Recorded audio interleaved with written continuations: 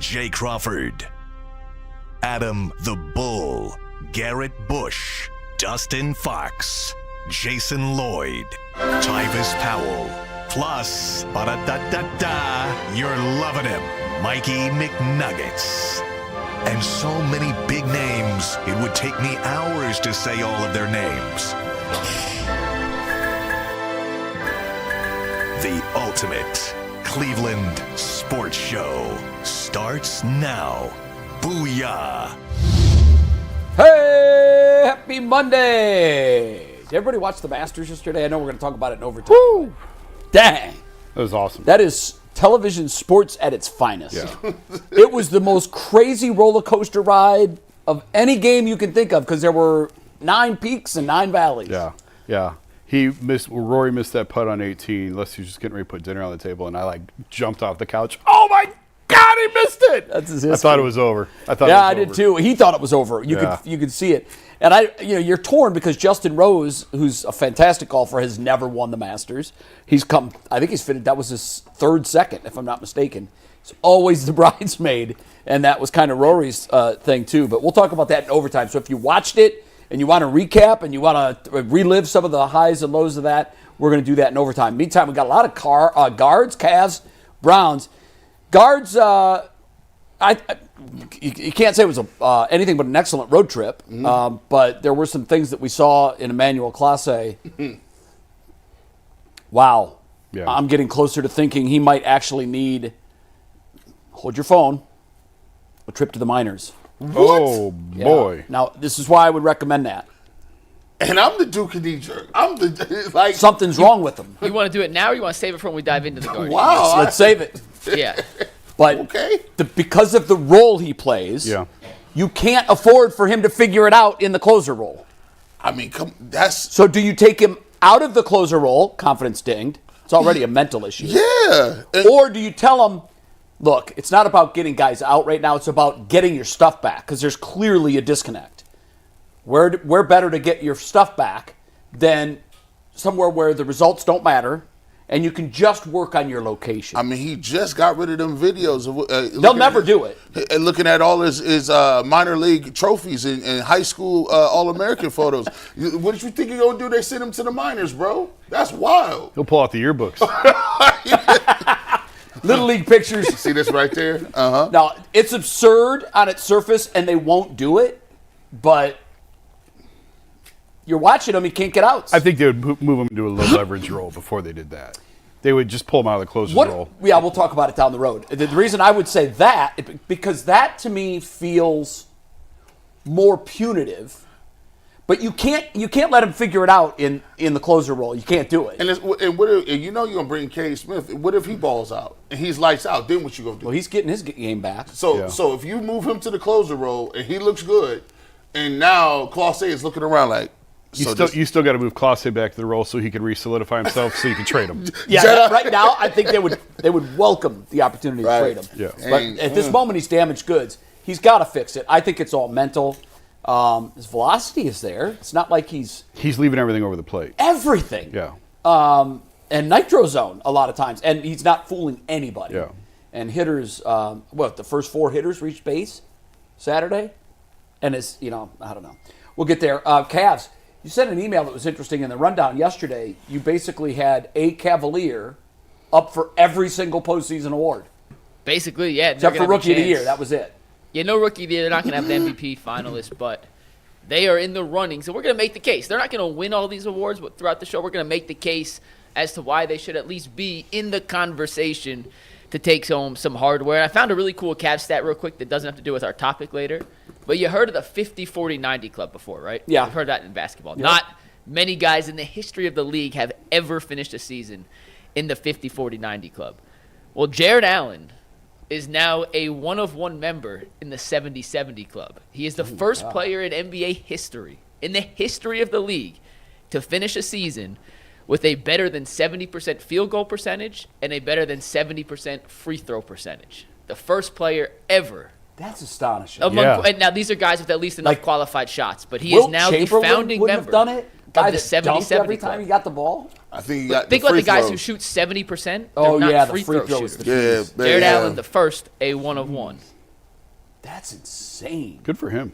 Yeah. And he played all 82 games. I know he only played a few seconds in yesterday's game. Got in, shot a 3, got taken out. It was official, though. But it counts, and shout out to Jared Allen. So God. before we dive in to our topics, we talked about this on Monday.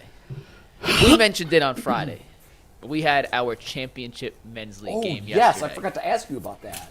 Well, because I'm extra and because I work for a TV station, I brought a camera to the game. So No. instead of telling you how it happened, Steve, let's play the Roll it. highlights from the Boomers' underrated championship I like game. this. Yes, I do too. The Boomers taking on Underrated, rematch of last year's championship game. Underrated got us last year. That's Captain Jack getting the Boomers off on a hot start this year. If Pedro Pascal and Jesus had a baby, and that baby loved basketball, it'd be Harry Briggs with the baseline and one. He had 14 points in the contest. Big Eric is 6'7". He works for the Federal Reserve. And he hits step-back threes in your face just like that. If you open the dictionary and look for the word him, you'll see a picture of Eric. Ben is a doctor by day, a sniper by night, 3 points from the corner. Count them all. Josh in transition then with the game getting tight says, I don't appreciate you guys making a comeback. A whap, splash, buckets. He had 3 threes in the contest. I had to get in on the scoring action here. Calder finds me on the baseline jumper. 2 open, 2 points, 4 McNuggets, and last but not least, it is Corey Burke. This man walked the earth when the dinosaurs were still roaming. He scores the final bucket of the game for the Boomers. Not seen in the highlights were Austin and Calder. Their defensive contributions went a long way to the Boomers, beating Underrated, avenging last year's championship loss, 60-49, and your Boomers are your 2025 Cleveland Heights City League champs. It felt good. Wow, Dominated congratulations, performance. man. Where's the trophy? Are you going to bring it in? They have to engrave it. So eventually when we get the trophy, it will be engraved. That team picture will be on the Cleveland City Heights, or the Cleveland, what's the word for it? The Cleveland Heights Rec Center wall in immortality. Awesome. End of the season 15-4, won all 3 playoff games by double digits. What was the final score? 60-49. It was a close game. Not really. They fouled at the end, so it got a little up. But it was 53-48 with 2.5 minutes to go, and then we hit some free throws, and they didn't make many shots. Do they know the best team won? Because sometimes they don't. I think we're the best team in the league this year. Yeah, but do they know that? I hope so. We just Okay. beat them, and we celebrated with pizza and cookies and 1 bottle of champagne Bro. yesterday. It was a hell of a celebration at Captain This Jack's has a house. 7th Pizza grade cookies. championship? Right. There were a lot of kids at the after Wow. party. Juice A lot of boxes these guys for everyone? Are Hey. older, but the team we beat, very good team by the way. 2 of their Sure. players just finished playing at Cleveland State. Their best player just finished 2 years ago, graduated from Cleveland State, was a Cheaters. 4-year player there. Wow. They have a kid that's currently still playing in college.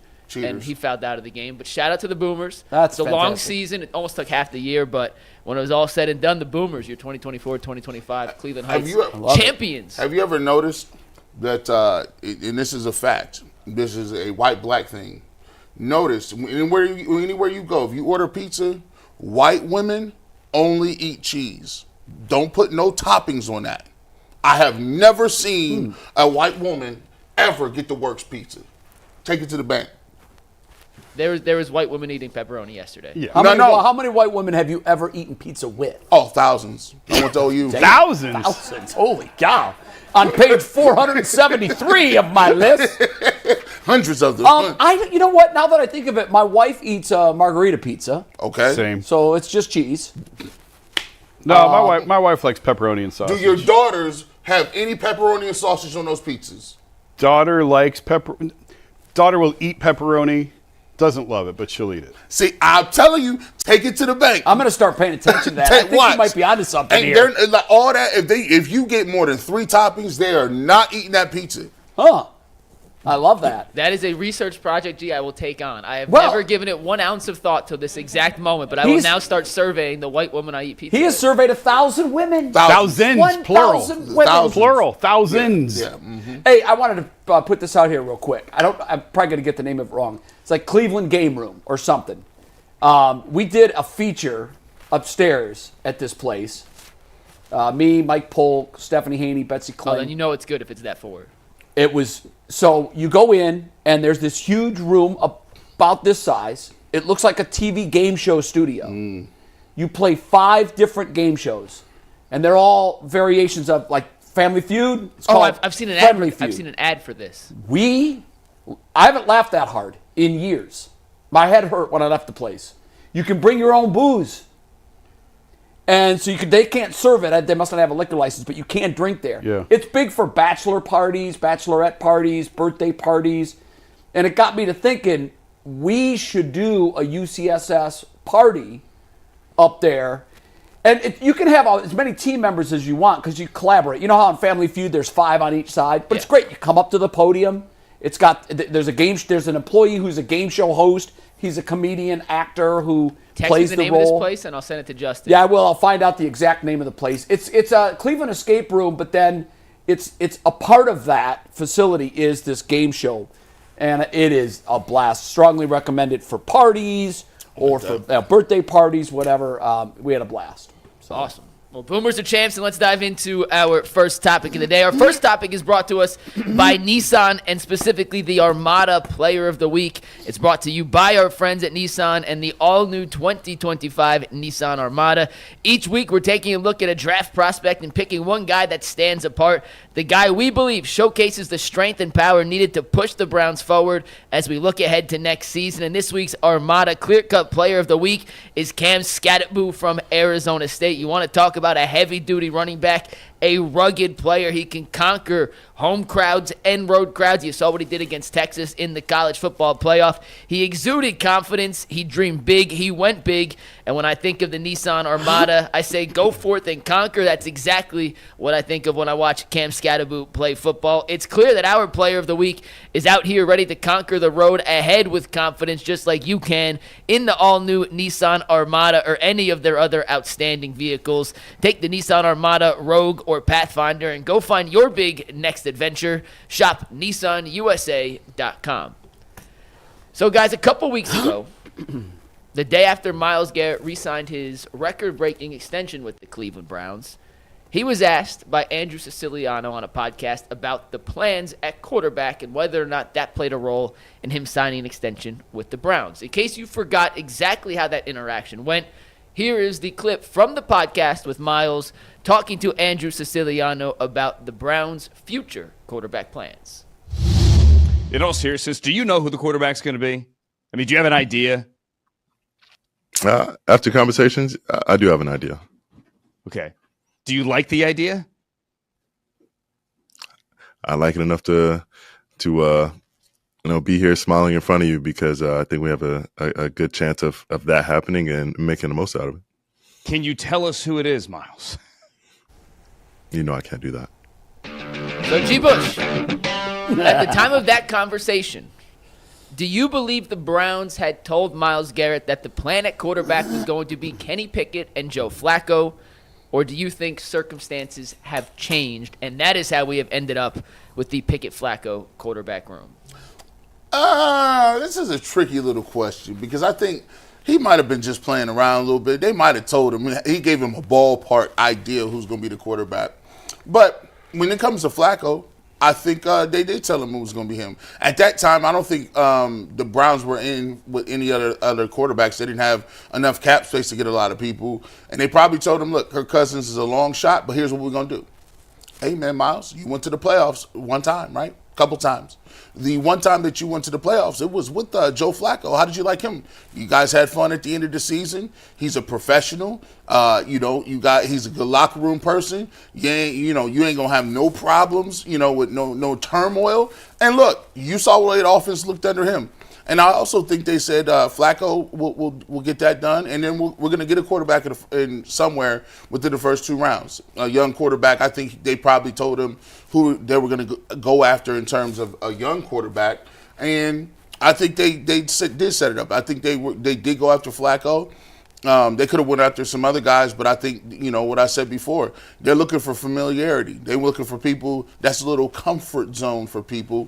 Flacco just had some recent success. They grabbed him and they said, listen, we'll just go get a rookie quarterback, And this way, the rookie quarterback does not have to play immediately, so you don't have to be out there breaking your neck and going through these growing pains. We got a veteran. You get a rookie for the future. We can groom him slowly. But in the meantime, we're going to get you a guy like Travis Hunter that will help you on defense and help the offense. So here you go. How you feel about that, Myles? And then they said, he's like, I give it a C+. And they're like, how's about this $50, $60 million up front today? He was like, okay, I'll take it. I'm satisfied. Yeah, you saved the best part for last. There it is. What did he like about their conversation? $40 million per year. Yeah, the zeros. Okay. I got G. Bush is going to be your quarterback. I don't care. Yeah. Bring it. The whole conversation, that I never put a ton of stock into that. The only way that makes sense to me is if it's a draft, if a guy you're drafting. And even then, if you're Myles, wouldn't you say, all right, cool, show it to me first and then I'll sign? Yeah. Why would you not wait until, why would you take their word on anything? If truly this is how it went, yeah. Why would you take the word on anything? Wait for them to deliver, and then, cool, all right, I'm in. I don't think that had nothing to do with it. I agree. I think, and plus, he's been all over the board this entire offseason. How can you believe anything that he says? He's just all over the place. I never put a ton of stock into that clip from the start, except if it's, okay, we're taking Shador at 2 or whatever it is. Yeah. And even in that instance, if you're Myles, if it really means that much to you, wouldn't you wait until they deliver, even in the draft? Why the rush to sign into the what's going to happen between when he signed it and after the draft? Just wait. So I just that was a big nothing burger to me. Yeah, I hate it for Myles because he's gonna, when it's all said and done, he'll be one of the top 2-3 players ever to wear a Browns uniform. Here's what I hate about this whole episode. His management team tarnished his image in a way that it didn't have to be tarnished. Like, when you think about, the all-time great Cleveland Brown, Jim Brown, had a tarnished public image for a number of reasons. As great as he was on the field, he did some things off the field that stayed with him the rest of his life, sadly. Myles Garrett, he had the car accident, which wasn't great, but for the most part, we had judged Myles based on not being a knucklehead, being a great football player. Yeah. And then this thing came down, and I said at the time, I don't understand what his management team is trying to accomplish here. I really don't. Oh, they got exactly what they wanted to accomplish. Minus the public image. They could have achieved that, Jason, without doing that. He hit a man in the head with a helmet, and it went away. I know it this did, will but go away. But I'm like, you really think this hurts his image? Oh, there's no question it hurts his image. There's no question, because now, you know what? And it's not just with Cleveland fans.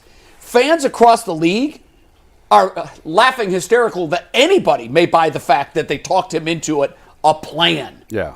That's laughable. Let me tell you. Don't insult our intelligence. That is laughable, but I don't think that his image has been tarnished by this ultimately he's offseason. going to be remembered, as I said, as one of the great. But Yeah. he didn't need to take that hit. I don't He didn't think have it's to, a hit. because we said, what did Jason, you and I said all along, we were really the only two that I heard saying this. They don't have to trade him. Yeah. And they're probably not going to trade him. They dug in right away. I thought they would trade him because I thought it was in the best interest of the franchise. He had no leverage. You and I agreed on that. He Yeah, had but I zero also leverage. kept saying he can scream and yell and holler all he wants. He is not going to sit on the sidelines because he's chasing all-time greatness. Right. And the Browns have him over a barrel. Yeah. Hey, you know, when it comes to images, I look at the great defensive ends, right? No one looks at Lawrence Taylor like, oh, he didn't show up to practice, or, oh, he skipped this. No, he's Lawrence Taylor. When you name the top defensive ends or defensive players ever, his name is there. I look at Charles Haley. He wasn't a great Lawrence guy. Taylor has baggage that people remember. Oh, no. Listen, they remember some of it, but guess what? When you mention who's at the top of the pantheon, you get two people. Well, now you're talking, that's what I said, though. Now you're talking ability. Ability, of course, it's already there. But some people's ability is automatically going to trump whatever they do. Myles Garrett, unless he goes out and gets arrested tomorrow or does something crazy, a contract dispute does not. Think about it. Think about all the Guardians who had contract It wasn't a contract dispute. It was a demand. What? Look, listen. There's a difference. Does Jim Thome, is he looked at as a guy that left Cleveland improperly? No. That's because, remember. He stayed longer. He stayed the longest. I'm just saying, he got a statue.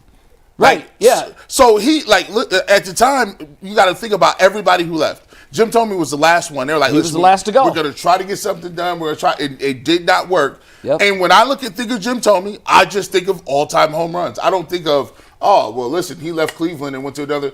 Eventually, everybody's going to. If you're in the league, when you think of Manny, what do you think of? One of the greatest hitters ever. Yeah. But the first thing that comes to mind is the reason he's not going to be in the Hall of Fame. Well, listen, that too, but here's the thing. Even you know that, Jay. When you look at Manny, the first thing you think of was how good he was when he was young. Savant. He had cannon arm, like he's throwing people out from the parking lot. The way that the way he used to take the ball to the opposite field, he was just a genius when it came to hitting. Now, obviously, when you look at the end of his career, steroids plays a part of that. Sure. But in the middle of his career, his talent is so immense that it still overshadows for some people. Yeah, I guess it's just individual preference. What I'm saying is it's a piece of negative baggage that he didn't have to put on the pile. I just don't think he did. He tried it. See, because now there's let me put it to you this way: Joe Thomas, Myles Garrett. In all likelihood, both are going to play their entire careers in Cleveland, and they're going to end up in Canton. Mm-hmm. But Joe Thomas was begged by Peyton Manning to come to Denver and win a Super Bowl with me.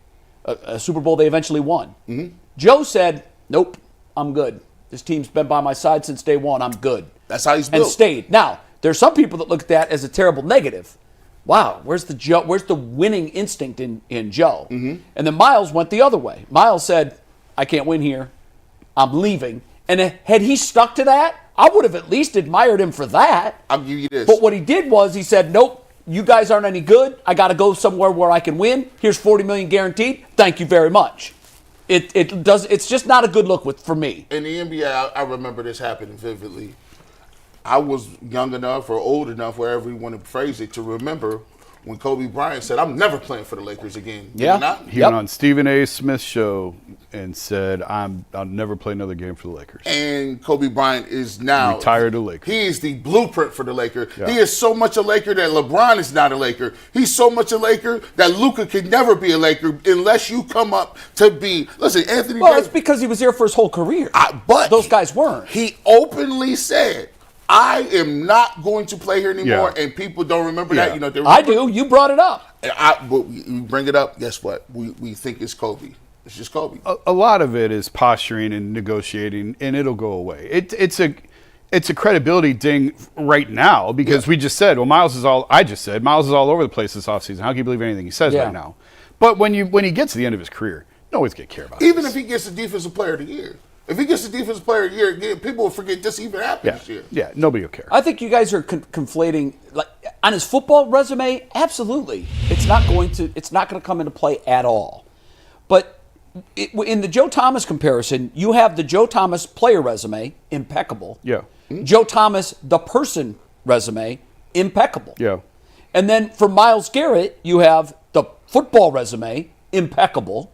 And then you have the person resume, and you have the wrecked car, the Mason Rudolph helmet. I just don't think he needed to take that on. The Rudolph thing was wild. You know what's amazing is how quickly he put it behind him. Yeah, I would just set that to the side for 1 second. It was wild. The rest of it, he's not running out, getting arrested. He's not anybody you got to worry about off the field. But there's been a lot of guys that went too fast and wrecked a car. Happens a lot. Yeah, for the could most happen part, to me he's a any day. It could happen to me. I know it could happen to you. So I'm not gonna kill a guy over that. I wish the best for Myles. I want for Myles the same resume that Joe Thomas had. Impeccable from the day he walked in the building to the day he walked out. And I just think that his management team misplayed that whole situation poorly. I think they played it perfectly. They got him. The end result, yes. But that's exactly what they want. There's also part of the process, like what did you have to endure to get there? And what I'm saying is, I don't think he had to endure that to get there. They cracked a few eggs and they got a pretty big omelet. They did, but could he not have gotten that otherwise? I think people are, everybody's different, right? everyone has a different personality. Everybody has different things that make them tick and what's important to them, right? So I don't look at Joe Thomas any different, in the same lens as I look at Myles Garrett, because they're different people with different motivations. And Joe Thomas, listen, I'm not going to compare. Joe Thomas is one of the. I always say this. He's one of the best dudes. He's the gold standard. He's one of the best dudes. Just not on the field, off the field, by the way he just treats people. Individuals. Like, I came up, I was a no-name gangster. Nobody know. Like, and every time he would talk to me like I mattered or it counted. He would really dive in and really he's having a conversation with you at that point in time. That's who he is. That's a very rare trait for a person. He's a tremendous human being. And not saying that Myles Garrett isn't. I'm just saying that everyone's different in their own right. They show, the way they care about things in different ways. I think Myles Garrett is a great player. I think he's going to be first ballot Hall of Famer. He'll go down as one of the best Browns of all time. And I think as his career gets older and as he gets older, he'll look at some things and say, I don't know if I really like that, or I don't, maybe I would have did that a little bit over. But I think in general, he's still a good person, and I think, people will forget about it. I think what he's done on the field, people will remember most. Let me ask you this, so we can bring this back to where we started. If you gave Myles true serum today and said, Myles, your quarterback at the moment are Joe Flacco and Kenny Pickett, what do you think? What do you think Myles would say? I think a lot of people in that locker room think they can win with Joe Flacco. I'm going to be honest with you, man. This is how powerful hope is. Like, when a person comes in, first of all, they don't care what he did in Indianapolis. They don't care. Nope. Everybody thinks that they're different. Like, hey, Joe Flacco was special here with this team and what we were doing. And when you have something so bad like it was last year, and you win 3 football games, and you got a guy who the last time you saw him, he was a comeback player of the year, your coach was the coach of the year, Myles Garrett was the defensive player of the year, and you guys were rolling, the offense looked good, and you went to the playoffs, people are going to gravitate to that, man. People are going to – you think Joe Bitonio ain't excited about that, some of these veterans? Because they know at bare minimum he's going to at least know how to run an offense. He's going to at least know what Stefanski wants to do. And look at that. He inspires people. David Njoku was excited now. He's looking around like, this is the best I've ever played in my life. This is more touches and targets I've ever got. Now, look. Could it be a situation where he's not the same guy, he's 40 years older, and he sucks and he falls off? Sure. That's why you go get Kenny Pickett, and I think you'll draft a quarterback. But if you ask veterans in that locker room, they're ecstatic to have Joe Flacco back. He certainly knows how to run the offense. There's a comfort level between the two of them. And I probably should clean up what I said Friday, because it was in the moment, and after taking the weekend to think about it, I've been saying since November, December, Look at that growth. Well, no, I'm just like when we did the show, it was right after. I'm glad that you're doing that because, Jay, I feel like I know you pretty well, and I'm not going to I'm not going to disparage any of your comments, but I sat here in disbelief, and then when we ran that bite on Channel 3, a lot of people were reaching out to me like I'm your caretaker. I'm like, look. That's Jay's opinion. It's different than mine. Yeah. I'm a little surprised that he feels that way. I mean, it was in the moment. And I remember, like, as the Flacco talk went on, I just kept dismissing it. Like, guys, he's 40 years old. You're trying to reclaim some magic here. But I guess where after taking the weekend to sort of process this whole thing, I've been saying since November, December, there are no good options. There are none. You are in the scratch and dent aisle. So it's unfair for me to now come back and say, I don't like it. Well, because I'm the one that said that's there's why nothing I asked good. you, Jay, what if not Flacco, what? Yeah. Like, who? There are no great options. And so and I get, like, even on Friday I said I get it from a locker room standpoint. He's a great leader. Pickett is too. Like, the two of them together is what you want, and like, they're adults in the room. Yeah. And I know that is a hot button topic after a few years ago, but they're the type of leaders that you want at that position. Sure. And so, like, I get it. Even on Friday, I said there was parts of it I understood, but overall, I just kind of dismissed it. But, like, after having the weekend to reflect on it, it's like it's the best of a bad situation because there is nothing better out there right now. Not for the money they have. And I think they'll open up. I think it will be a competition this summer. For whatever that's worth. I think it'll be a quarterback competition. I would expect Joe to probably win it. Mm-hmm. I think Kenny will be the backup, and I think they'll probably draft a developmental type of quarterback who will play. This is Cleveland. They play 3 quarterbacks every year. Right. Sometimes in a game. So, right? So whoever they draft, you can look at him as a developmental guy that doesn't have to play right away, odds are pretty good he's going to play at some point in the season. You'll see him. And they need to. Like, you got to. It was the whole reason why I said you got to play Dorian, because you got to make a decision. Well, they saw enough. They're like, okay, we know what we got to do here. Does it give you pause that once upon a time the Browns thought Dorian was a viable NFL option? It's wild to hear the way they were talking about him. I agree 100%. In camp, like I was told he looked the best in camp. Of the three of them that they had, that's why I kept pushing. Play Dorian, play the kids, see what you got. Yeah. And then he got out there, and there was vomit all over the field. Which is why I asked you if it gives you pause. I don't understand. And like, is it an evaluation issue? Was it a Dorian issue? I don't know. What do you have? 2 touchdowns and like 10 picks? He was awful. No, it's double his touchdowns in his career. Don't give him an extra one. He had 1 and 10 picks, one of 6 quarterbacks ever to have. And see, one fewer touchdowns and so his ratio is negative 10 to 1. Yeah. Yes. So here's why I ask you, because I started thinking about this middle of last week, as I was thinking, like, do I trust them to get the quarterback right? Yeah. Do I trust them? Yeah. Do I trust them to ever get a wide receiver right? Do I ever, and the reason I come to that, I ask that question is because they were singing the praises of DTR, singing the praises. This kid's going to be a good quarterback. He's going to make it. And like you said, vomit all over the field. It couldn't have gone any worse for him. Yeah. I don't know that there's, in the history of the NFL, for as many snaps as he's taken, I don't know that there's a worse touchdown to interception ratio. Negative 10 to 1. It's not the worst ever, but it's among the worst ever. Wow, I got to see one that's worse than that. Negative 10 to 1. It's just, that's mind-blowing to me. So I don't, it gives me great pause to know that they're now looking at all the quarterbacks. Are they going to get this one right? Same thing when they draft a wide receiver. I hold my breath. Yeah. And I'm like, and I think I've mentioned on this show before, I've had an NFL talent evaluator tell me that it is obvious they have no idea what they're doing when it comes to evaluating wide receivers from the draft. And zero, none, nada. And that's why Andrew Berry is so excited about Travis Hunter. He can't screw that up.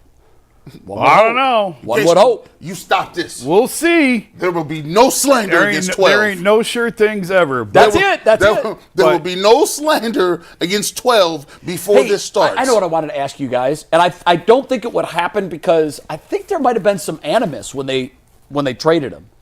But Amari Cooper had quite the season with Joe Flacco. Yeah. He's cheap. Yeah, I think that ship is probably sailed. See, I think so too because there was some friction. Like he wasn't I don't think he was the consummate pro that everyone thought he was at the end. I think he was upset over his contract. He was hot. But, I mean, would it be worth kicking the tires on that? But because why? he had his greatest game ever as a pro with Joe Flacco. Now, I know he went to Buffalo and was the invisible man. Listen, you know what one of the greatest tenets of Project Stockpile is? We don't care about your feelings and your past. Get the gang back together. Get the band back together. Hey, come on in here, dog. Let me talk to you real quick. Now, listen, you was terrible last year. You ain't got nowhere else to go. What's it going to cost you? You bring him in. You bring him in on a nothing contract. He probably won't make the team. Third receiver. But again, I will repeat from Friday. I totally believe this. Where are you trying to go? What is your North Star? You're really going to trot out the best team you can be. See, I just can't take anything else. I would rather give those reps to Cedric. You'd rather and because there's at least maybe there's something there. You have to find out. You know what I would do? I ain't got a problem with that. Here's what I would do. I would go to Joe Flacco. And I would say, Joe, you had a connection with Amari Cooper. Yeah. He had a terrible year in Buffalo. Worth bringing in? Just bring him into camp. And I would want to know what Joe has to say about it. It's sort of like the Guardians have this philosophy of we're going to play the kids. If we're going to bring somebody in, they have to be significantly better than what we have already. But that's because that's the model of their organization dictates that they have to do that. Yeah, but where this team, I think you have to be realistic about where the Browns are. This is a transition year. Absolutely, period. It is so I don't know. Ceiling is 9 wins. So I don't know what you're really going to get if you bring Amari Cooper back. Give the kids the reps and see what you get, have. Jay, I thought about that on Friday because I thought maybe I'm lost on this. This notion of tanking. I've always said and you could tank out loud or you can gentleman's punt. Yeah. There's 2 different ways to do it. I love the phrase gentleman's punt. It absolutely fits here. But here's what you get out of that. You're building a culture. No organization wins without the culture first. You don't win and then get the culture. You get the culture and then you win. So what is that culture worth? What would a 5-12 do? What would a 9-8 do?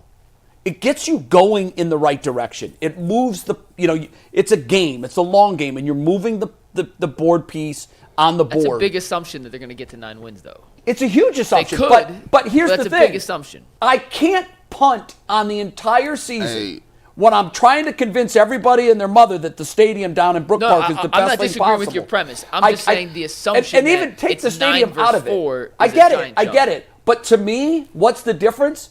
Well, everybody looks at the Steelers and they're like, they make the playoffs and that's it. Okay, I'd trade places with them in a heartbeat because we don't make the playoffs. And we don't play meaningful football in the month of December. They haven't played a game in 20 years where they've been eliminated from the playoffs. All right. So I asked this question just Saturday. I said, if Joe Flacco plays all the games, how many wins is the ceiling for the Browns? 9. I think they could win 9 games if he plays every game. I think 9's a little high, but it's probably in the ballpark. I would agree it's on the high side. I think 7 or 8. Okay. Listen, 9? You tell me. Listen, I don't know what it's going to take to. I'm not saying it. I told you I'm tempering my reserve. Reserve. I said, listen, you give me 9. I think there's a lot of people that would be showing up every single week happy.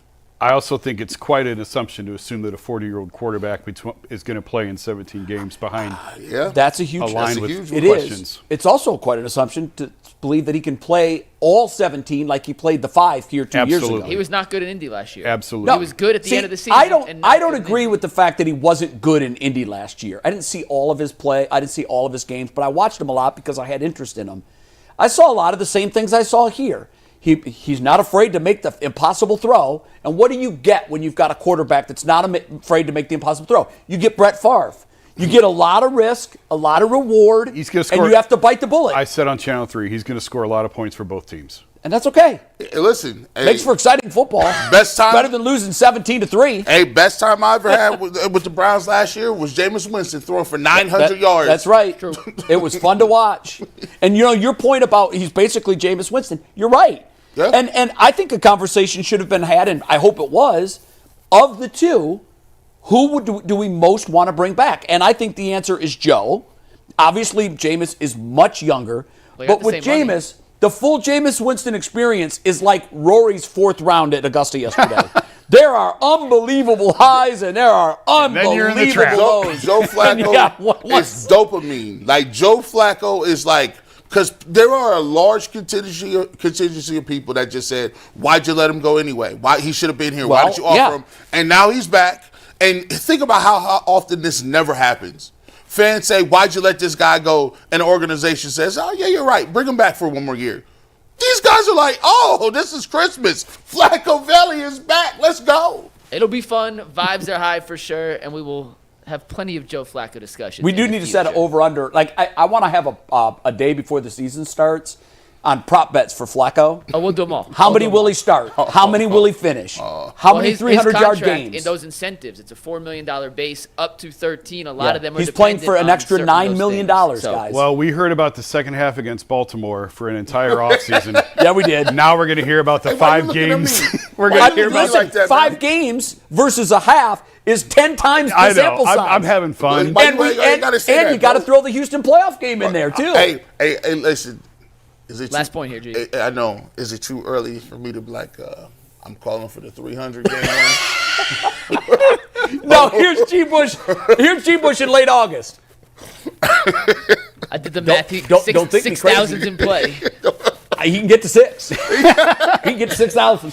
I'm gonna move on before G says anything he can't take back later, guys. We're talking some guards next, and a quick reminder that Living for We is a proud sponsor of the Ultimate Cleveland Sports Show. Gun violence is an epidemic. It's the leading cause of death for teenagers, and on this season of the Living for We podcast, they're asking what can be done to end cycles of violence in cities like Cleveland, where the shooters value their reputation over their own lives and see innocent bystanders as just collateral damage. Living for We is more than just a podcast. It's a resource for communities tired of chaos and ready to build peace. Living for We tells real stories from those most affected and solutions from change makers in the community, the families, the parents, the victims, and everything in between. The mission is simple. You can empower communities to create safer neighborhoods free from gun violence by highlighting local heroes, connecting resources and solutions, and building bridges through honest, community-driven dialogue.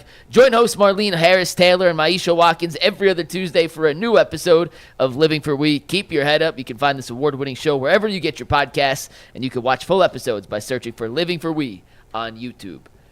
Jay, the Guardians have won 5 of 6 at home. They won 2 of 3 this weekend against the Royals. But before we get into the good, you said in the intro to the show that you think the Guardians should at least consider sending Emmanuel Clase to the minors. We're going to blow off the other stuff on the Guardians and start there because that's a hell of a take. It is. It's they won't do it. I can tell you that right now. They won't do it. But from watching as long as I've watched, those numbers, and I know it's small and everybody says it's early, and I'm not saying he's not going to turn it around. I think he can.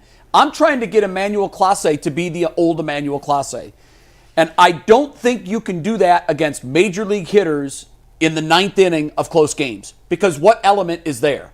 Pressure. That's the element that he needs to most conquer because that's what closers do. But last year, I thought it was a combination of things. I thought it was overworked, for sure. End of a very long season, particularly interesting how they used him late, bringing him in the 7th inning and in the 8th inning or whatever it was. He wasn't starting the 9th.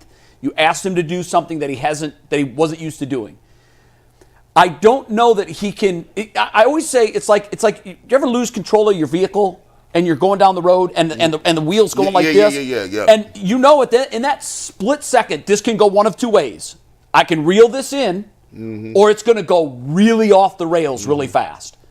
I think he is going down a slippery hill, and the wheel is out of control. And there's really. If you're in the car, you got to ride it out. There's nothing you can do. If I'm the Guardians, I'm going to try to save him from himself and pull him out of that scenario and sit him down and have a talk with him and say, look, we have not lost confidence in Emmanuel Clase, the pitcher. It's clear that there are some things right now that you need to work on. You could, extended spring training. Sometimes when camp breaks, they leave a guy behind because they want him to work on some things against other prospects or whatever the case may be. I think this can go one of 2 ways. It can go spectacularly off the rails where he continues giving up almost a run an appearance. I think, how many appearances has he made? 7? So he's averaging more than a run an appearance. I just want to reel this in before it goes haywire. And I don't know if you just put him as a setup man or even the 8th inning guy. I don't know that you're not further damaging his confidence. And I know it sounds oxymoronic because you're like, well, if you send him to the minors, you're crushing his confidence. I don't think it is. You're doing it and you're telling him, we don't care if you get guys out. We want to see your stuff improve. Explain this for both of you. Explain this to me. So if you're a closer, right, and you're coming into the game and you talked about the pressure, you're going to come into the game, there's maybe bases loaded, maybe guys in scoring position, and maybe you start off, at the top of the inning. He usually starts the inning clean. Clean, right? So if you're coming in and you already are under a sort of pressure and you're used to throwing strikes, would you rather him come in and throw strikes or come into the game and not have command and can't throw strikes? No, you can't have that. That's the worst thing a reliever can do is come in. That's gas on the fire. So if you eliminate that and you say, okay, well, we're going to have you throw strikes, then that's like, at some point, is there anything you can do to improve that? Because, hey, I'm throwing strikes. Yes, it's where you're throwing them. My velocity is there. Yeah, it's where you're throwing them. So is it just strictly location? Yes. In my mind, it's all location. He's missing his spots. He's missing his spots. And he's so good, I don't know, like he can miss his spots in AAA and still get guys out. Absolutely. So he would get guys out there. So I don't know if you see what I'm saying? I don't know what that. Again, you have to look at it, and I've heard a lot of managers tell pitchers this before spring training start. I don't care if you give up 8 runs. Today, we're working on your outside slider. Yeah. And we want to see 70% of your sliders hit quadrants 3, 6, and 9. Yeah. That's it. I don't care about anything else. If they put great bat on the ball and they hurt you, then they hurt you. But we need you to throw the ball in a certain place, and right now you're not. Yep. That's what pitching is. With all the analytics that are involved right now in baseball, it's about everybody says, it's about velocity. That is not true. I re-listened to an interview of Greg Maddux a couple weeks ago, right as spring training was ending. And what he said in 1996 still applies today. And he was talking about young kids. He's like, young kids, you're in the gym, you're overthrowing. Why are we seeing so many injuries? Jay, you'll know this. The reason we're seeing more injuries with young pitchers, they're trying to throw the ball through a brick wall. Yes. Yeah. Guys can hit 100. See Emmanuel Clase. Why are they hitting him is the question. They're hitting him because he is missing his spots. Pitching is now and will always be about changing speeds and hitting spots. And right now, he's not doing that. So, and I don't know, the slider seems to be out of the mix. Don't you think, Jay? I was actually just looking that up now. I would like to know, because this anecdotally, as I'm watching him, I'm like, why isn't he throwing his slider as much? Well, he's throwing it more. Okay, well then, anecdotally, I haven't seen every one of his pitches, but to me it feels like he's not relying on it. No, he's throwing it significantly more. That What's was one of the percentage? things. 32%. Okay, that's last year it was 20%, so it's up significantly. That was one of the things. So has he lost confidence in his fastball? I don't know. I should do a deep dive in the movement on his cutter. Not there. It's not. But he's leaving the cutter over the middle of the I know, plate. but it's not moving as much. Is what I'm saying. Oh, I see what you're saying. The cutter, to me, when he came over, I didn't get the trade. I thought this is a bad trade. I knew a Clase very superficially. The reason I didn't like the trade is because this guy throws hard, but everything is straight. There's no movement to his stuff. That's fine. I love the trade because I'm a fantasy baseball geek, and I actually had Clase on my team before the trade. And I remember I'm like, he throws 100-mile-an-hour cutter, guys, and there's only one other pitcher I know that did that, and he's in the Hall of Fame. And everyone killed me. Like, how could you possibly? I'm like, I'm just telling you. When he first came up, they hit him hard. And I didn't watch him a lot when he was with Houston, but I kept looking at his stuff going, what's special about this, other than the fact that it's really hard? And then what I thought changed for him was, and I credit the Indians and Guardians at the time, the Indian staff, all the credit in the world, because they got his stuff to move. And it's all finger placement and it's different positionings and grips. They got his cutter to move to the point where I'm like, okay, this is Mariano Rivera territory. Now when I look at his stuff, Jay, his cutter in particular, it's flat.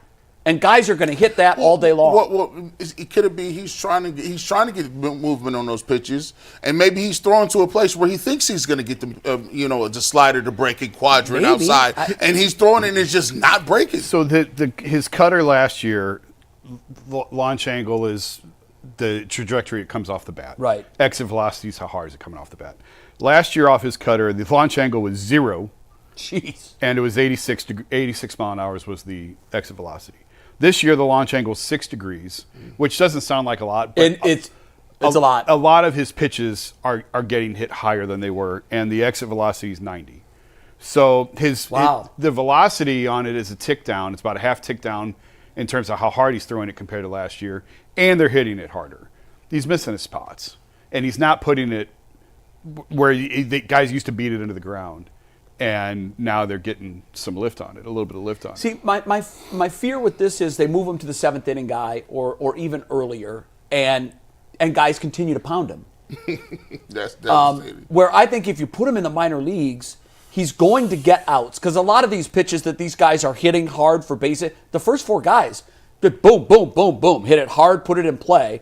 I think it's also the fact that they know what's coming and they know he's a wounded animal. Yeah, I do think part of it is just unlucky. Listen, he's not pitching well, but he's only given up 1 barrel, which is about on par with where he's been in the past. So it's not like guys are killing it.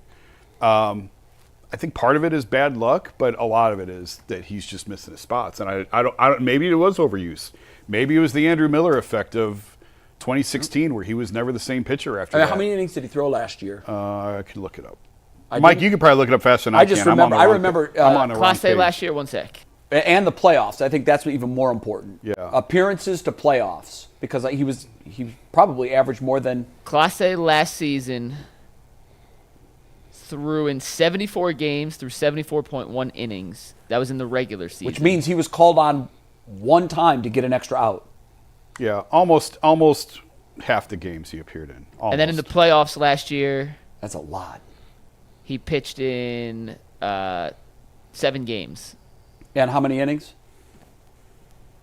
14 innings in the playoffs. Okay, now what does that tell you? You've doubled his workload. And at the time I said, why are we pulling our pitchers in the third inning? What are we doing? Fourth inning, starting pitchers out of the game. Bullpen, way overly overused. It's going to show up somewhere. It manifested itself both in the playoffs, and now, apparently, it's manifested itself 6 months later. The Miller thing probably isn't fair because he pitched a whole lot more. I mean, the Guardians went 2 rounds last year. Miller pitched 4. Yeah. So the usage was way, way higher, and those were grueling series. The Cubs was a 7-game series. The Yankees was at 5. Did we lose 4 games to 1? Yeah. Okay, so 10 playoff games. He pitched in 7. In the regular season, he made appearances in 50% of the games. In the playoffs, he made appearances in 70% of the games. 6? I can't remember. Was it It 4? ended here, so it had to go, because 7 would have been 5. It was 5. 5. Because 6 and 7 both would have been 5. there, right? I can't remember how baseball does it now. Yeah, for that series. Either way, I mean, he's, and you would expect him to be used a lot. His usage rate would be more in the playoffs. The games are obviously more important. Yeah. But they used him in 70% of the games. Yeah. And they didn't just use him. They brought him in the 8th inning. The guy pitched 14 innings in 7 games. That is way out of the norm of what they asked him to do in the regular season. And I hope we're not paying the piper long term for that. But he had 6 months to get healthy. He had 6 months to get his arm right, and it's not right. And have you heard any indication at all that he might have an injury? No. Because I have not. No. I'm almost hoping that they come out and say shoulder inflammation, elbow. Well, I mean, they may shut him down. They may make something up and shut him down. That might be an alternative to. If I send him to the minors, that's what it would be about. We're gonna shut him down for 15 days or whatever, and then when he is healthy again, give him a minor league rehab stint, assignment, and that way you kind of scratch everything and you just get it all off the table. Is he? I don't know. You kind of compare it to like basketball, right? Have you ever seen like a great 3-point shooter, and then like one year he had a bad year, and then you find out he'll never shoot that again, and he had consistently great. Like he was a great shooter. No, not so much. Baseball, it's more. You get more of that.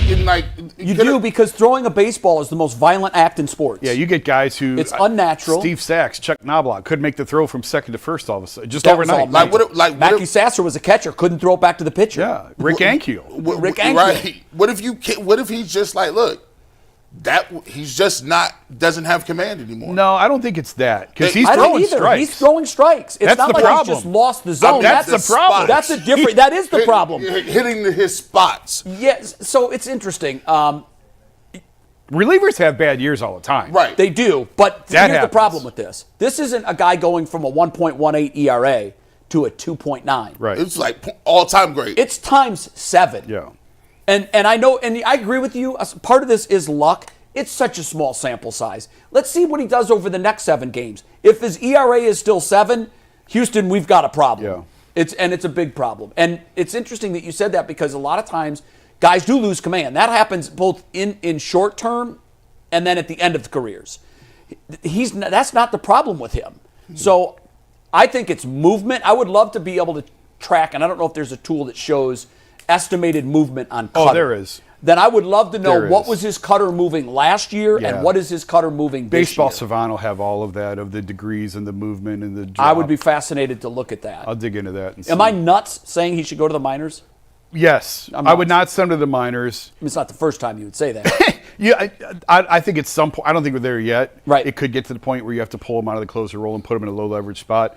Maybe if you do want to send him to the minors, maybe a workaround is just shelve him for 2 weeks, let him clear his head. Yeah. And then bring him back on a rehab assignment and give him 2 appearances, 3 appearances in Columbus to just see what happens. If you had to split the pie, what percentage of it to you is mental and what percentage of it is physical? probably 75 to 80% mellow. I was going to say 80. Yeah. I think most of it is between his ears. Yeah. And that's hard to fix. See Deshaun Watson. Hey, Fausto Carmona was broken by the Red Sox in that playoff series. He was never the same after that. Like, I forget now. What did he throw? It was a sinker or a slider, and Boston would just spit on it and wait for his fastball. And, like, he was never the same pitcher after that playoff series. Well, every hitter has their kryptonite. Every pitcher has their kryptonite, the pitch you don't want to throw. If you're throwing a chase pitch and guys recognize it and spit on it all day long, you've lost your cape. Yeah. It's off. And I don't know if that's where Clase is. I don't think that's the case I don't either. here. I don't think we're that far. Yeah, I worry that it could develop into that. Yeah, Clase was much better than Carmona was. In Clase, it's not a matter of stuff. It's a matter of location right now. Yeah. And movement. If you can find out the average movement on his cutter last year compared to this year. Yeah. Because I thought that was the pitch that really took him from a guy with unbelievable upside and a lot of potential to made him elite. A guy that delivered. He was elite. He was the best closer in the game. Yeah. Hell, I think his year last year was one of the best years we've ever seen from a closer. Absolutely. And then the wheels completely fell off in the playoffs. Yep. All right, let's move on, guys. We'll talk a little Cavaliers coming up. First, we got 2 reads we got to get in, though, because we are going a little longer on topics today, and that is perfectly fine. But 2 reads real quick. First, a new sponsor on the Ultimate Cleveland Sports Show. Did you guys know your Fire TV is also an Xbox? You can turn any TV into a gaming entertainment hub with Fire TV Stick 4K devices. No console required. Just grab your paired controller, subscribe, or sign into Xbox Game Pass Ultimate with EA Play included, and you're ready to play. Dive into hundreds of premium titles from EA Sports College Football 25 to Call of Duty Black Ops 6 and Avowed as easily as you stream your favorite shows. It's gaming made simple, and it's all on your Fire TV. With 4K streaming, you can watch more than 1.5 million movies and TV episodes from your favorite subscribed services like Netflix, Prime Video, Max, and more. Head to Amazon.com/Fire TV Locked On to get started. Xbox Game Pass Ultimate subscription and compatible controllers required. Available on select devices, including the Fire Stick, 4K TV, Fire TV Stick 4K Max, and Fire TV Cube. Today's also brought to you guys by FanDuel. With the NBA playoffs in action, FanDuel is giving new customers an incredible way to get in on the action. Right now, when you join FanDuel and place a $5 bet, you'll get $250 in bonus bets if your bet wins. Don't miss out. Head over to FanDuel.com/UCSS and claim $250 in bonus bets today. We have 3 winning tickets to show you guys from the weekend. Our first comes from our guy, Cedric, who turned $10 into $703 on a multi-part same-game parlay from last week in the Bulls-Cavaliers game. We also got 2 submitted to us online. Steve, let's take the first ticket. This one comes from our guy, Darren. Darren's the second ticket. The first one comes from D'Angelo McQueen, who hit a multi-game, same-game parlay. That's Darren's winning ticket. Darren hit again? Darren won $10 into $248. Our next ticket comes from D'Angelo McQueen. He turned $5 into $76.32 on a Cavs same-game parlay. This one was against the Knicks on Thursday. If you have a winning ticket, make sure you guys send it in to us so we can feature it on the show. A lot of barbecue. A lot of barbecue. A lot of barbecue. A lot of barbecue. Jay, we talked about this to start. Steve, you can drop this whenever you're ready. But the Cavs have a chance to clean up on the award circuit. They at least have guys in the conversation for Coach of the Year, Sixth Man of the Year, Most Improved Player of the Year, Defensive Player of the Year. If there's an award, the Cavs have a good chance to win. So I figured we'd go through with the season officially being over and talk about the cases for some of the Cavs guys as to why they should be in said conversation. Let's start with the Coach of the Year conversation, where Kenny Atkinson is the FanDuel betting favorite. As of last check, he was a minus 325 favorite with J.B. Bickerstaff in second place at plus 200. Mark Dagnall, the Thunder coach, 22-1. J.J. Redick and Ime Udoka at 150-1. I don't necessarily agree with the odds. Udoka should be better than 150-1. But, Jason, you want to make the case for Kenny as to why he should be the coach at the end to take home the Coach of the Year trophy? It's the easiest case to make. Yeah, he's winning. Yeah, they won 48 games last year, and they improved 14 games with the exact same roster. Yeah. What'd they win? 62? Is that where they finished? 64. 65. No, 16 more games. Oh, 16. Oh, yeah. 16 more. 64. So this is he's going to win the award, and he should. When you bring back the entire team and all you do is you change the coach, and then you win 16 more games and you win the East, well, clearly the coach had an impact. And again, that's to take nothing away. I've said all year, Evan gets all the credit for the improvement at Evan's game, and Donovan gets the credit for sort of taking a step back and allowing this team to flourish and grow the way it has. But ultimately, Kenny's the one pushing all the buttons, and the way that he has sort of revamped the offense, the way that he's used Evan and put him in spots to be successful, they haven't really lost much of the defensive identity that they had while completely overhauling the offensive side of it. This is a no-brainer. And, I'm thrilled for JB. JB's a good choice to finish second. I think it's the job he's done in Detroit is marvelous. What was his win total improvement? Oh, gosh. Over 30, right? They tripled. They're one of just a few teams in the handful of NBA history to more than triple their previous season. So what they had total. last year and then this year? They won over 40 this year, 14 right? last year. Wow. This year they finished with a Detroit. 44? 44 and 38 record. So that's plus 30. That's incredible. It is. But when you start getting over that 60 line, like if they had only won 57, 58, 56, yeah, I think JB'd have you can make a better case for JB. Certainly if they don't win the East, they haven't won if they don't finish first in the East, if they're second, JB's probably got a better case. But what the Cavs did was so overwhelming that I think Kenny had this award wrapped up quite a while ago, frankly. I agree with that. Yeah, I think he's the safest pick, too. Especially I think the biggest part is it's the same roster. And then you get guys like Ty Jerome who just look like, where did he come from? Evan Mobley got better. Jared Allen played 82 games. Donovan Mitchell, Darius Garland had a bounce-back year. Like, even the moves that they made by getting DeAndre Hunter, he comes in and immediately starts to contribute. So it's not like, it seemed like any button he pushed, everybody had a good season.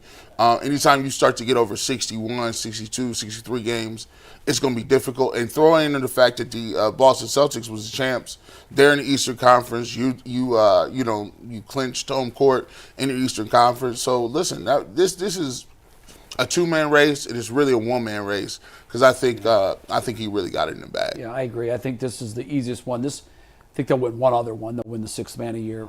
I think Jarrett has a good chance to win defensive, so it may be 3. Evan, yeah. I do think that it's JB had a great year, man. What he did should not be overlooked. And he's a great head coach, and I'm glad he's getting the recognition for it. I am because too. He's a very good head coach. He was probably at his lowest point in his career a year ago. He's not perfect. He's got deficiencies, particularly on the offensive end. Yeah.